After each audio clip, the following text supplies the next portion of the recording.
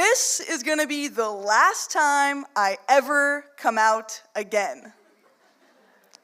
That is what I was thinking the day I uploaded my coming out video onto YouTube, Facebook, Instagram, and Twitter. I didn't have LinkedIn at the time, but I was determined to hit all of my bases. See, I was done with coming out over and over again.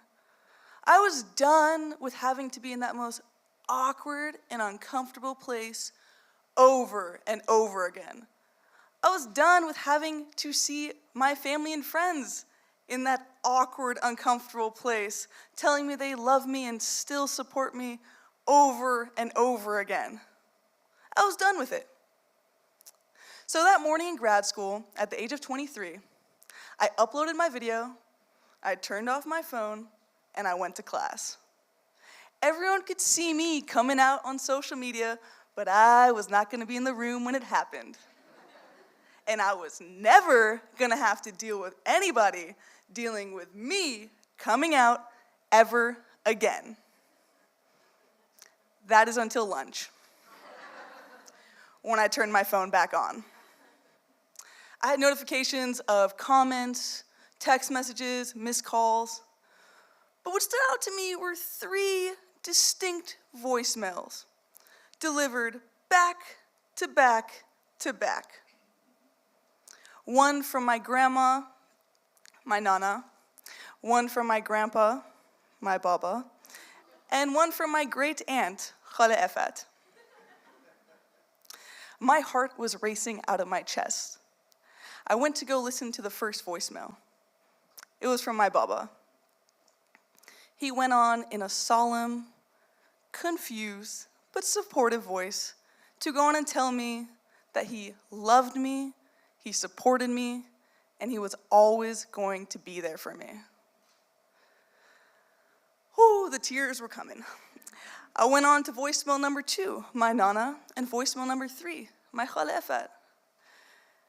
And they all sounded exactly the same. To be honest, it sounded a little bit scripted. I could not stop crying. And I know what you're thinking, Melody, you must be thinking to yourself, wow, this is so amazing, this is so beautiful. Do you know what I was thinking? How did they see the video? I mean, they're in their 70s, they're Iranian, and they don't speak English. They can't use social media. They can't access YouTube without tech support. How did they see the video? At this point, I was a mess. I could not stop crying. I could not stop shaking. I was so lost. It should have been everything I wanted. It should have been the moment I'd been waiting for. But it wasn't. See, from the time I was about 5 years old, I had this small little knowing that there was a possibility that maybe I liked girls. And for the next 18 years, I shoved that possibility down into the ground as far as I could. So now at the age of 23, hearing my grandparents, the individuals I thought would never be okay with this, say they were, I realized something. I realized in those 18 years when I ran all those simulations of what could happen in the future of my life, when I thought about coming out to my family and friends and being shunned, when I thought about the possibility of me and my girlfriend just running to Bali and never speaking to anyone ever again, when I thought about the possibility of just marrying a nice Persian man and having Persian kids and just living my life like that, I had ran those simulations so many times, but I never thought about the possibility of everyone I loved in my life accepting me. And in never running that simulation, I never even gave myself the full chance to accept myself. And now at 23, having come out to everyone, I still had to come out to myself. Now, I know you're wondering, who showed them the video? It was my adorable uncle, Amir. Right after it was posted, he ran over to their house, played it for them, translated it, then went on to tell them, you're gonna pick up your phone, you're gonna call her right now, and you're gonna tell her you love her, you support her, and you'll always be there for her.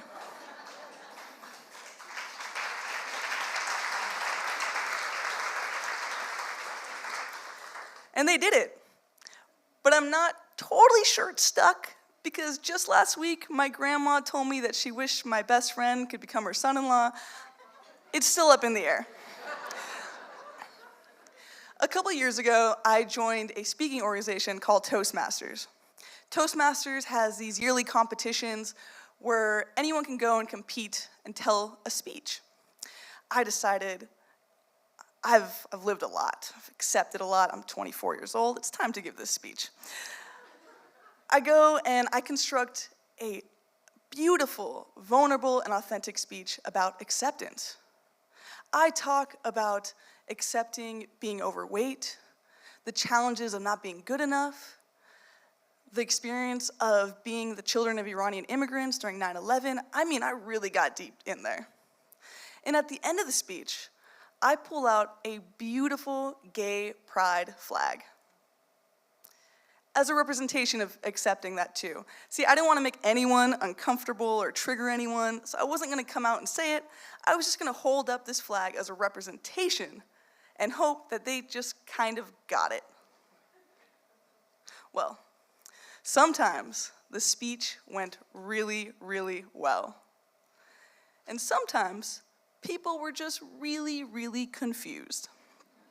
Ultimately, I was just really, really unsatisfied. So a couple years later, I decided I'm gonna ditch the ambiguity and I'm gonna give a speech that comes right out and says it. I mean, it kinda said it. I mean, it had one line that said it. It was the day of the speech.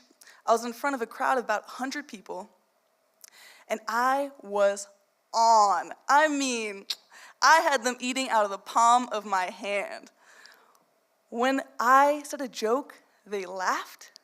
When I smiled, they smiled. When I talked about the hard times, they held the eye contact with me. And right there, as I was in the thick of it, I said my one line. I had a crush on a girl. All the air in the room decided to disappear right at that moment. I mean, the guy I was staring at literally jumped out of his seat. They looked so shocked, and I knew in that moment I had lost them. I wrapped up my speech, I walked off stage, and I just didn't feel quite right. I had no idea what the people in that room were thinking that day. But with the reaction, I walked away feeling not accepted, not loved, and not seen. I went home and I did what any rational person would do. I grabbed my gay pride flag, went into the backyard, wrapped myself in it, and sat on the floor. As I rocked myself, I thought about how far I'd come. I thought about how many times I had to tell myself it was okay to be myself. I thought about how many times I had to hear my story told to myself in order to finally accept it. And it dawned on me that maybe the people in that room hadn't heard that story told that way before. Or maybe they just hadn't heard it enough. I've come a long way in accepting myself, and I still have more to go. But sometimes it also feels like the world just isn't right there with me. And because of that, I know that I need to keep telling my story. I need to keep telling people when I have a crush on a girl, and I need to keep telling the world that I am gay.